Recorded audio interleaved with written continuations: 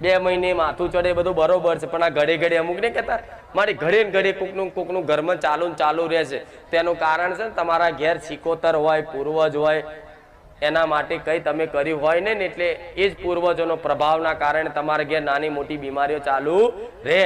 પણ તમે કંઈ ના કરો તો એક જ દીવો કરો પિતૃનો, એક જ દીવો કરો. આ ઉપાય બતાવું છું. એક જ દીવો પિતૃનો કરો અને 4 પિતૃ હોય ને તો 4 પિતૃના નામની એક સોપારી મૂકી દો અને એક જ દીવો કરો. જાઓ તોય ભગવાન એમના દરબારમાં પહોંચાડી દે છે.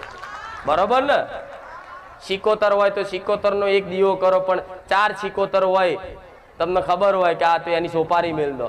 જા હું કહું છું દીવાય 10 કરવાની જરૂર નહીં. તમારી કુળદેવી તો કુળદેવીનો એક દીવો કરો, જોડે ચઢાવ માતાનો દીવો કરો. અને બીજી બધી બહુ માતાઓને દીવા લોબા ના કરવા હોય તો એના નામના એક કળશ મૂકી દો, ચાંદલા કરો. એક જ દીવામાં બધું ના સમાયેલો મારું નામ મેલડી નહીં. અને મારે રચાવવાનું છે. એક જ દીવામાં 2 દીવામાં તો તમારી પેઢીઓ